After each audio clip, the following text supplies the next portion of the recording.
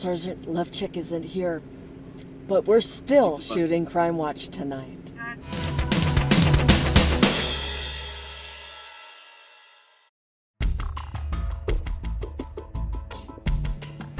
Hello, welcome to Chief's Corner.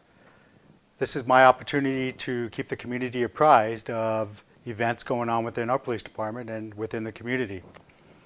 And this month, I would like to talk a little bit about May. May is Peace Officer Recognition Month, and May 15th is Peace Officer Memorial Day. So every year we have an annual recognition event for our police officers to recognize them for the great work that they've done in the community over the past year. This year, our event is at the Knott's Berry Farm Resort Hotel, and it's on Wednesday, May the 23rd at 10 a.m. It's actually a brunch this year. And this year, it's a little bit different than in the past, where we are going to put our police department on display. We're going to have our SWAT team, our canines, our mounted unit, our SWAT vehicles, our explorers, and our technology and our weapons on display so that those that attend the event can kind of walk and see what it is we do and some of the tools we use to be able to provide security to our community. It's one of my most favorite events because it gives me a chance as your police chief to be able to recognize some of just the great work that our police officers and our employees do throughout the year for this community. Tickets are $30, and you can get your tickets by calling 562-3910, and that's area code 714, or emailing my administrative assistant, Charlene Magruder, at cmagruder, M-A-G-R-U-D-E-R, at bppd.com. We hope to see you there. It'll be a phenomenal event, and this is your opportunity as a community member to be able to come and recognize our officers and our employees for just the phenomenal job they do year-round. So thank you.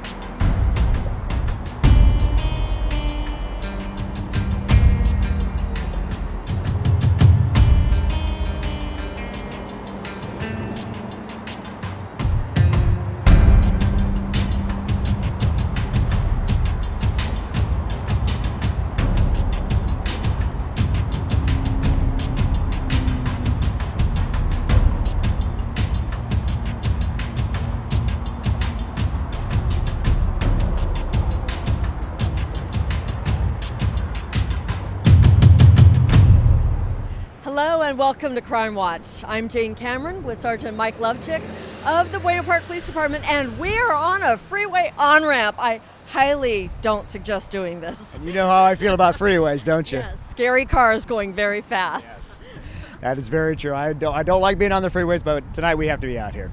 Okay, so we've got officers that are combing the side here. What are they doing? Well, a couple of days ago, actually, I think it was 3 days ago. One of our officers, he's one of the officers out there looking around right now, was involved in a vehicle pursuit, and we caught some people later on down the road, but one of the passengers escaped. And what happened was that at that time of the investigation, we weren't aware, but apparently one of the passengers has been throwing some evidence or some property out of the windows as they were going. So what happened was as Officer Johnson was trying to catch up to the vehicle, they came around this corner here and supposedly threw some stuff out the window. So, and we got that information actually a couple of days later. He wasn't aware of it, so we got that information based on some other information that was developed by another agency. Yeah, it gets pretty deep. But anyway, we just found out about it a couple hours ago. So what he did was he got Officer Boynton out here and myself just to kind of take a peek in there. So we're just gonna. I think you probably got some footage already of it, of them searching through the ice plant here. But we're taking a peek. It's too bad he can't take his dog and have the dog search for it. Well, if the dog knew what he was looking for, then he might be able to find it. But the thing is, it's unsubstantiated. We're not sure. We're just giving it the good college try to say we came out here to take a peek at what if there's anything on the side of the freeway, see if we could find it. But in the meantime, they've got one of their police cars parked over there. Your car is parked around the corner where you can't see it, and then anot's is right here. It's dangerous to be here. Well, yeah, I mean it's right around. It's dangerous to be here. It's right around 7 o'clock, so it is the rush hour time. So yeah, there's going to be quite a few cars here. But oh wait, let me add. And the people coming on the on-ramp have the sun in their eyes. Yes. Yeah, well, there's twofold reason why we want to get out here quickly is because you don't like the traffic, but it's also going to get dark here pretty soon. So what we wanted to do is take advantage of the daylight that's out here still to take a peek. But believe me, we would much rather be out doing something else. But we have to give it a shot to come out here and take a look and see what's out here.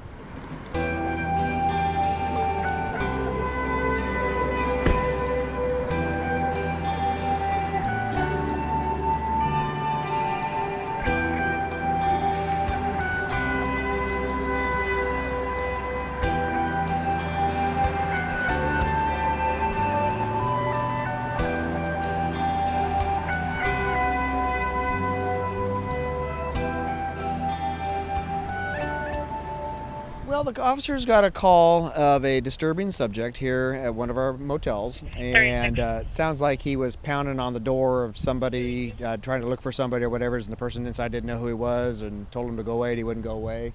So our officers get here, and he was pretty animated when we first pulled up. So. Yes, he was. Yeah, so it looks like he's calmed down quite a bit. So we'll see what they're doing. But their officers are talking to him right now, and more than likely one of the officers will come over here and talk to the people over this way and see what's going on.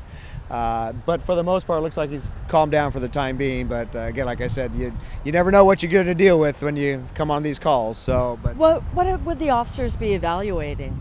Well, first of all, you got to figure out if we have a crime or not.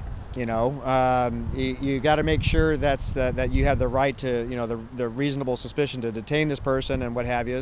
I obviously too far away from him to figure out exactly what his issues are or what have you. But as they talk to people like this, they could maybe start to formulate the opinion that the person might be under the influence of a drug or an alcohol or something like that. So you have a crime there. If he's inside here causing damage to the property, there's a crime there. You see how a police officer thinks. Yeah. So I mean, a lot of these encounters like this, it just the people inside here just want him to go away or to stay off the property and all that stuff. So a lot of times with these types of calls end in with, okay, well, do me a favor, you need to not go in there and cause a disturbance anymore. And most of the time the people go, okay, no problem, officer, see you later. But we have had the times where they just keep coming back and keep coming back. And I'll be honest with you, a lot of times it's people that are under the influence of drugs or alcohol. So if they're unable to care for themselves or care for anybody else, that puts them in violation of the law. So we can theoretically take them into custody. Do you find it interesting to hear how a sergeant talks? I mean, it's really quite fascinating. It's like it's very It's something you know very well, and you're going through not a checkbox, but there's a procedure. Well, I mean, here's the way I look at it is that sometimes these things, we're talking about it kind of Monday morning quarterbacking it a little bit, but at the same time, sometimes we have to make those decisions in a split second. And so we don't have the time to sit there and analyze, okay, what are we going to do and what's this and that. Sometimes you got to just take action immediately. So in this particular situation, like I said, the gentleman's sitting down, so time's on our side. The officers can, like I said, evaluate him and see if there's anything, any types of issues with chemicals on board. And then the other officer, I think you just saw him walk up this way, so he's going to go find out if there's a crime in there. And then, like I said, at the end of the day, if it's a matter of if he's just going to go on his way, he's going to go on his way, and then, or if he's going to go to jail, it's entirely up to him at this point, actually. It's a commercial plate 6221. It's clear, expires November 2017. So we're 961 that vehicle. It's going to be in the area of Orange Circle Beach. Hold on. Final stop.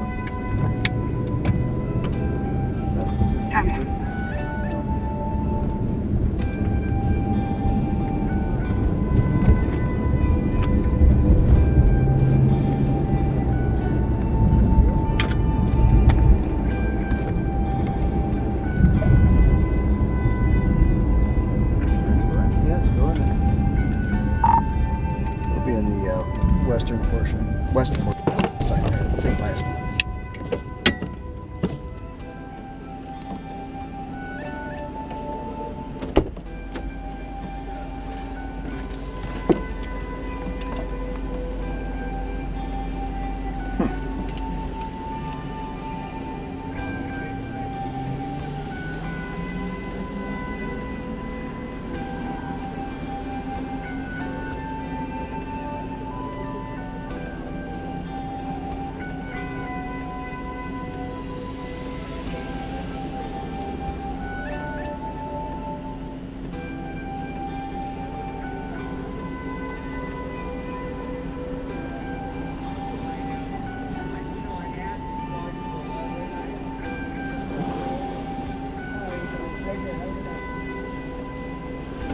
What is it about juveniles who think they can buy liquor when they're underage?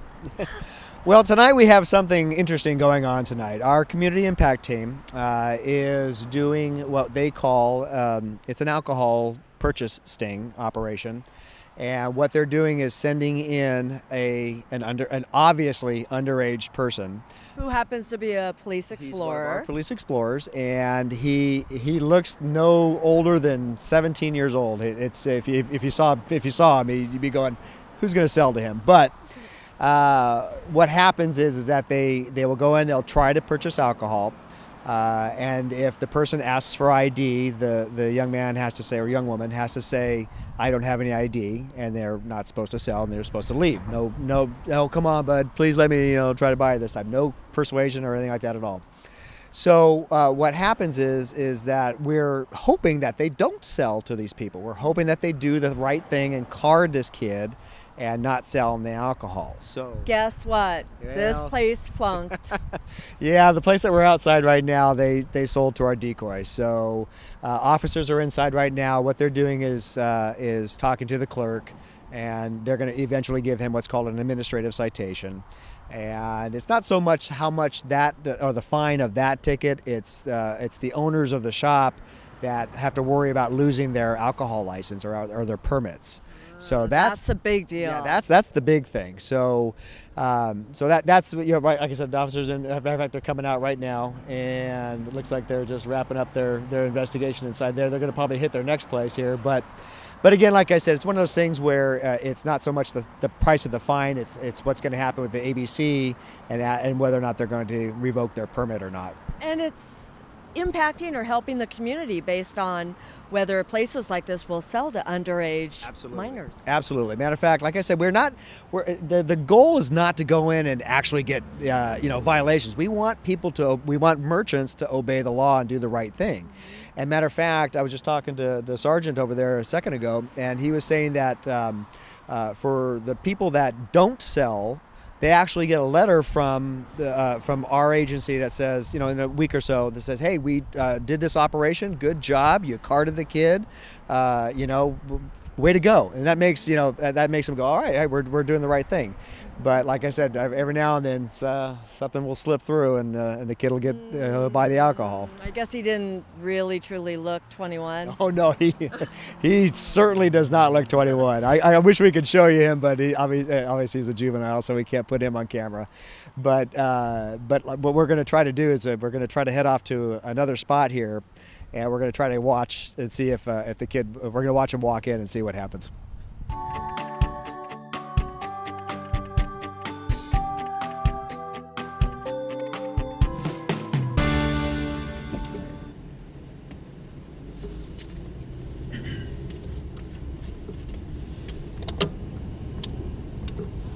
I'll get a spot where we can actually see it. Okay, yeah, we're just in the parking lot. We're blacked out, but we're just to the north. We'll come in and park. We're coming from the north side. We're parking in front of Smart and Final right now, but we'll try to get a bit of parking closer to the main entrance. I will let you know when the vehicle is stepping out the vehicle and making its way to the front door. Okay, yeah, it's like I said, we're right here in front, but we're far enough to probably not make a notice. Yeah, the kid's going to be walking up to the liquor store here in just a couple minutes. I think we see somebody walking towards the store. Yep, there's our decoy right there, and we'll see how things go here. He's heading up in. And we'll see what happens. Okay, decoy is out and he's... Now, it's not just that he's a minor, but that he doesn't look 30, right? Yeah, he looks way under age to be buying alcohol. So, as I said before, we want these people to do their job. We want the people to do the right thing and card the kid and not sell alcohol to him. So that's really what it boils down to. So that's why it's not like we have somebody who is 20 years old and looks old or unshaven and stuff like this. This kid is slick-faced, like I said, just it looks like a 17, 18-year-old kid at the most. So that's what we use. You don't want to have any doubt is really what it boils down to. Now, he's a minor, so is there any danger or risk for him being in this kind of situation? Well, there are undercover officers all over the place right here. I think in this particular operation, I want to say there's at least 4 or 5 full-time officers that are watching the place right now. Matter of fact, one of the people that just walked in behind him, he's an officer as well. So they're there, and the chances are, matter of fact, it looks like he's coming out empty-handed. So he got carded. So this place did a good job. They did their job. They did what they were supposed to do. How come he's not looking at his phone? Isn't that, you're supposed to... Well, like I said, he's doing what he's supposed to do. He's not supposed to be distracted right now by his phone or what have you. So anyway, so that one was we'll call it a success, simply because, like I said, we want our local businesses to do the right thing, do their job, and make sure they're not selling alcohol to minors. And it's great reinforcement. They don't maybe know it yet, but like you said, they'll get a letter, and it just reinforces the fact that they did the right thing. They followed the law. Exactly. That guy has no clue as to what happened. He has no clue. He was in there, and the kid comes in and tries to buy whatever he's trying to buy, and he said, "ID, please," and he said no. Hey, I think he got some business. I think the officer actually bought something. Yeah, well, he came out with a Coke, but yeah, you're right. He was able to do that. Well, this is awesome. This is really, I'm sure other departments do the same thing of some sort. Just the same. But to see this in action, it's almost like it's a cool thing to see and to be a part of. Right. Oh no, yeah, it's neat, and it's and again, like I said, it's all part of a big program. All this is funded by a grant, That was on it. and ID. this is all funded by a grant to be able to enforce stuff like this, and this is why it's actually a grant from the ABC to go out and try to make sure these people are doing their jobs and doing what they're supposed to be doing. If you have any questions about tonight's show, you can call the Buena Park Police Department at 562-3901. Also, check them out on Facebook, Instagram, Twitter, and around the community, because the officers are always doing a good job. With Sergeant Mike Lovchick, I'm Jane Cameron. Thanks for watching.